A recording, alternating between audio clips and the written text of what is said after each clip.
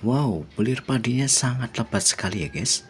Anakannya sangat banyak. Padahal ini musim rendeng loh guys. Musim penghujan, musim angin. Tapi tetap batang padi itu bisa kokoh seperti ini. Karena memang kita sudah antisipasi menggunakan beberapa tahapan ini guys.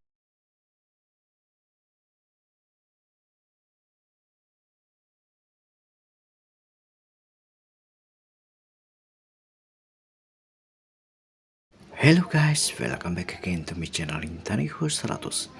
Bagaimana kabarnya? Semoga teman-teman sehat semuanya ya guys. Saat ini kita membahas tentang 5 cara agar batang padi kokoh tidak mudah roboh. Namun sebelum itu silahkan klik like, subscribe-nya dan share agar tidak ketinggalan video-video saya selanjutnya. Baik, saat ini kita membahas tentang 5 cara agar batang padi kokoh tidak mudah rebah ya. Harap teman-teman dapat menyimak hingga selesai agar tidak gagal paham dan dapat langsung dipraktekkan ke tanam padinya. Agar tanaman padinya itu meskipun anakannya sangat banyak, kemudian biasanya musim hujan dan padinya itu lebat, tapi batang tanah padi kita itu bisa kokoh teman-teman ya. Karena memang kita memiliki 5 tahapan ya supaya batang itu bisa kokoh. Basmi hama wereng. Karena apa? Wereng itu adalah penyebab utama batang padi kita itu menjadi kropos ya. Biasanya kalau ada serangan hama wereng ini, batang padi itu kropos dan mudah sekali rebah. Bukan hanya itu saja, biasanya daun padi kita itu bisa merah, bisa kuning ya, menguning, dan biasanya juga tidak mampu mengeluarkan malai secara serempak ya, dan bahkan juga ada yang tidak bisa mengeluarkan malai. Maka dari itu teman-teman boleh menggunakan plenum ini pada saat padi itu sudah mulai umur 40 HSD, atau ada serangan mereng, teman-teman boleh menggunakan plenum ini. Karena plenum ini memiliki kandungan insektisidanya itu pimetrosin 50%. Ini sangat efektif sekali untuk menanggulangi semua wereng yang ada, wereng hijau, wereng coklat, wereng punggung putih, itu semuanya bisa kita basmi. Sehingga batang tanaman padi kita itu walaupun anakannya banyak, tinggi, kemudian bulir padinya sangat lebat, itu tetap kokoh seperti ini ya. Kemudian yang kedua itu basmi hama lembing. Lembing ini juga berbahaya loh teman-teman ya. Bahkan biasanya kalau kena serangan lembing, padi itu tidak mampu mengeluarkan malai ya. Bukan hanya itu saja, batang tanah padi kita itu menjadi gosong, terus kemudian busuk, rapuh, dan mudah sekali rebah. Jadi ketika ada lembing di pangkal batang tanah padi kita, teman-teman boleh periksa ya. Itu diperiksa dulu apakah itu ada hama lembing atau tidak.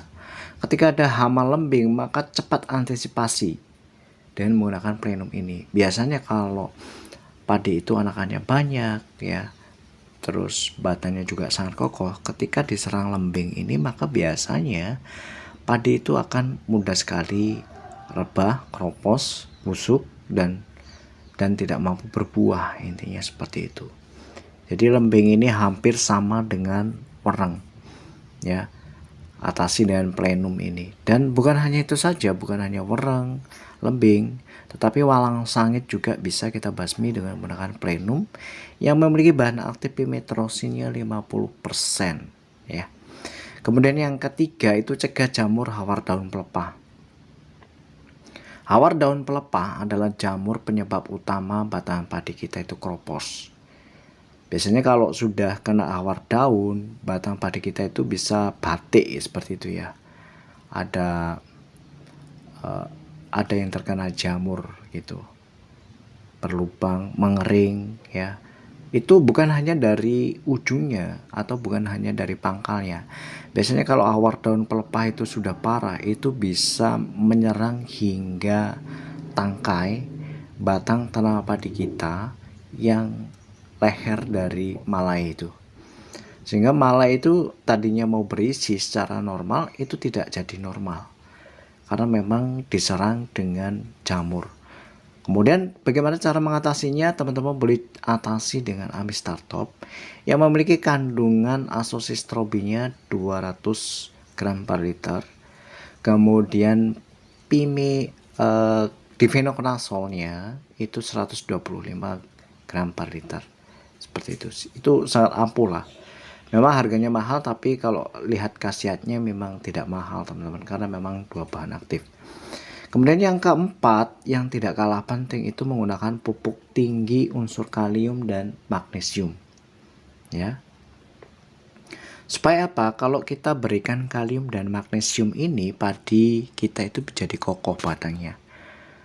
Jadi mutlak ya, ketika anakannya sudah banyak, kemudian hamanya sudah kita atasi, jamurnya sudah kita atasi, teman-teman tambah dengan kalium.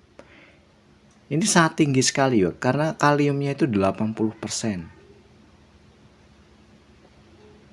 Terus magnesiumnya ini sekitar 10% ini. Super bobot padi ini. Jadi saya recommended banget lah untuk pupuk jenis ini ya, karena memang terbukti sangat luar biasa.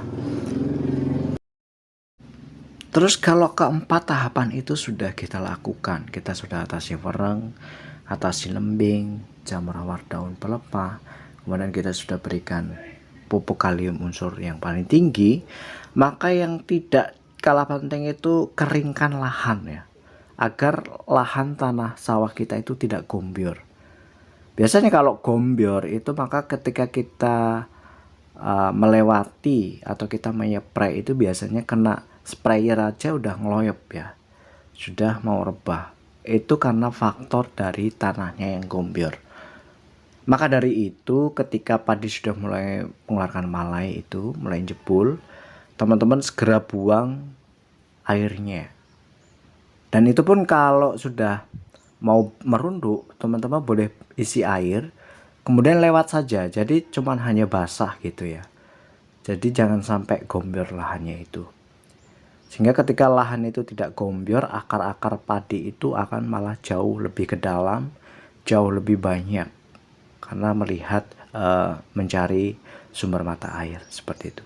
Oke guys, semoga bermanfaat. Thank you for watching and see you next time.